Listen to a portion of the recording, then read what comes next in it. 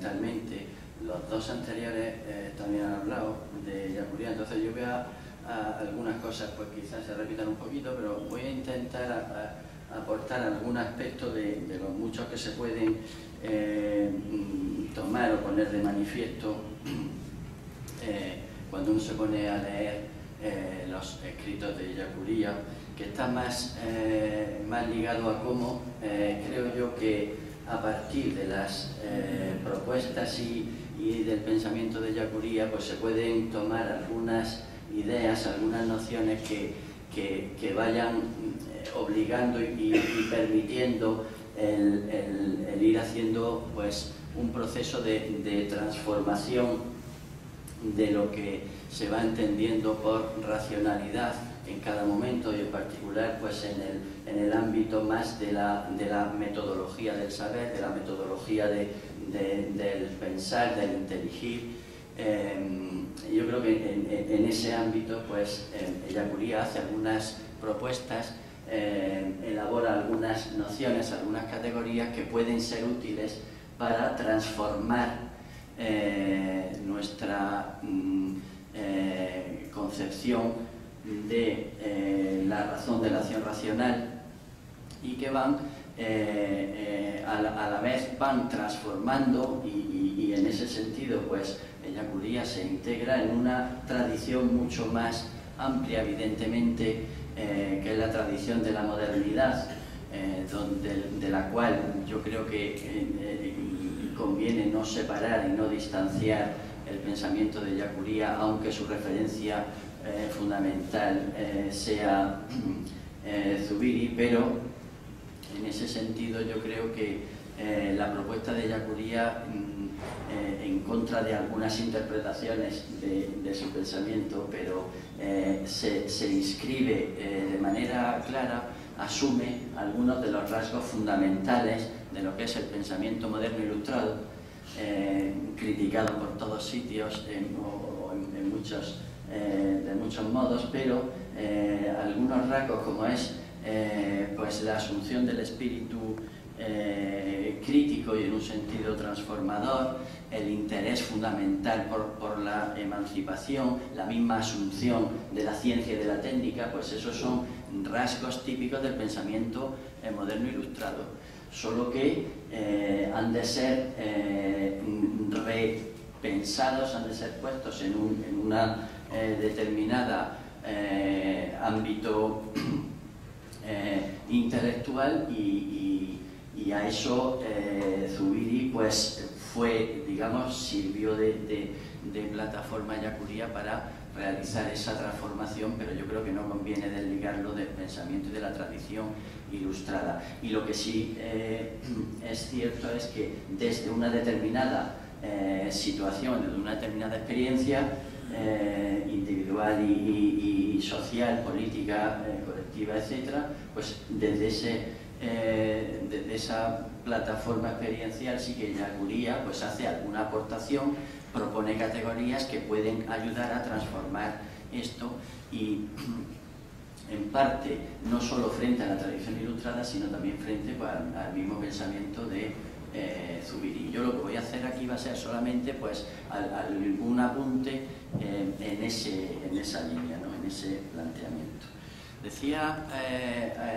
ayer Adela Cortina, una de las cosas que decía que en el análisis de la neuroética, que la actitud adaptativa no puede ser todo, no puede ser todo lo que hay en la ética, ¿no? Yo, aprovechando esa idea, efectivamente, en esa misma línea, yo creo que por un lado, evidentemente, las estrategias adaptativas son imprescindibles para la supervivencia, pero efectivamente eso no puede ser todo, sino que yo creo que es importante justamente las estrategias inadaptativas son importantes para el progreso y pueden ser una contribución pues al desarrollo material, moral, cultural, precisamente estrategias que son inadaptativas en el sentido de que ponen el acento justamente en no asumir lo que hay, en oponerse, en no adaptarse a aquello que está dado, sino justamente en rebelarse contra eso, en resistirse. En ese sentido, si se entiende por estrategia adaptativa, pues la búsqueda de estrategias de resolución de los problemas que van surgiendo para conseguir con ello mantenerse en el medio de forma viable, si se puede entender así estrategias adaptativas, pues yo creo que precisamente se puede reconstruir el pensamiento de Ellacuría justamente en el sentido de que precisamente por la necesidad de resolución de problemas es preciso no adaptarse, es preciso impugnar lo que hay, empujar su transformación y por lo tanto mantener la inadaptación. Y en ese sentido, pues yo creo que el pensamiento de Ellacuría se puede pensar entre otros modos y se puede reconstruir como un caso, como un ejemplo de inadaptación orientado al progreso moral, material, cultural de la razón. En ese sentido, pues yo quiero hacer un cierto elogio de la inadaptación, digamos, por decirlo de alguna manera periodísticamente llamativa. ¿Cómo lleva adelante Ellacuría esa actitud, digamos, rebelde y por lo tanto que se niega a adaptarse, ¿no? Decía Jesús Conil esta mañana también, porque bueno, básicamente se puede entender el pensamiento, la estructura del pensamiento en unos términos en los cuales se empieza por unos principios primeros de orden lógico, de los cuales se puede deducir un sistema o se puede reconstruir lo que es la reflexión filosófica, empezando pues en unos términos, digamos, experienciales, ¿no? Que estaría pues en el marco del giro hacia la facticidad que se ha ido desarrollando en el ámbito de la hermenéutica de diversos modos, normativos y no normativos. En ese contexto pues habría que situar la propuesta de Zubiri, y en ese sentido habría que situar también a Ellacuría, ¿no? Cómo entiende lo que es el elemento, digamos, el factum que constituye el punto de partida para la reflexión de Zubiri. Lo he dicho rápidamente porque estas cosas son más conocidas. Zubiri lo plantea en términos de aprehensión primordial. Con eso la aprehensión es a la vez intelectiva y es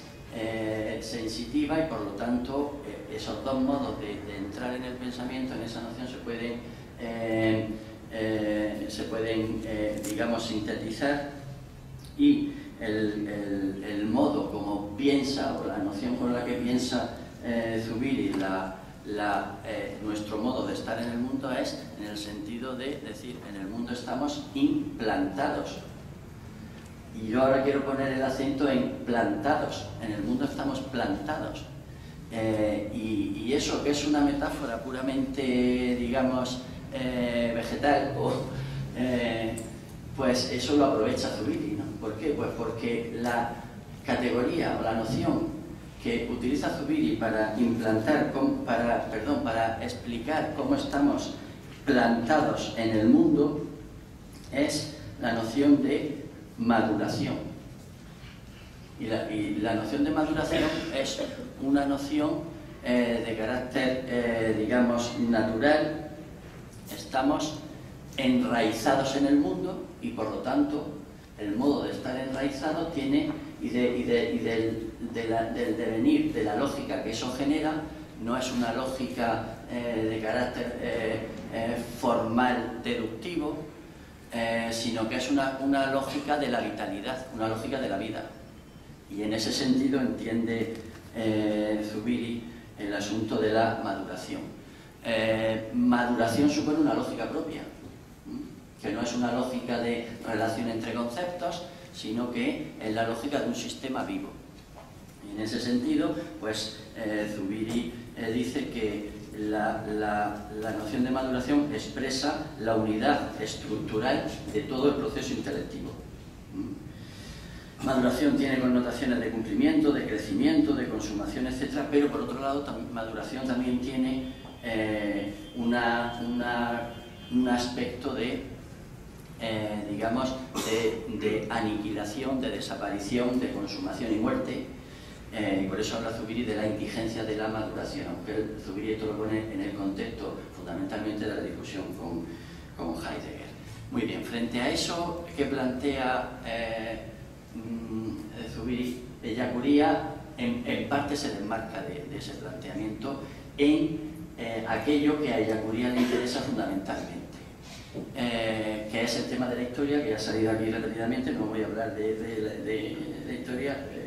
de cómo entiende la historia Ellacuría, porque eso también ya es más conocido. Pero ¿en qué sentido Ellacuría se desmarca de Zubiri en cuanto a que la maduración sea la noción mejor para expresar la lógica que rige la dinámica de la intelección, justamente en el punto radical que es la inserción en el mundo? ¿Cómo se desmarca Ellacuría de eso? Ellacuría fundamentalmente bueno, dice que la historia sin unas condiciones naturales, materiales, etcétera, no es viable, lógicamente, pero que la historia no se la puede entender naturalísticamente, no se la puede entender así. Y justamente ahí es donde dice que no sirve ya el modelo, la lógica de la maduración, la lógica del ser vivo, que es la maduración, y justamente lo que rechaza de esa propuesta explicativa es lo que en la maduración hay de natural.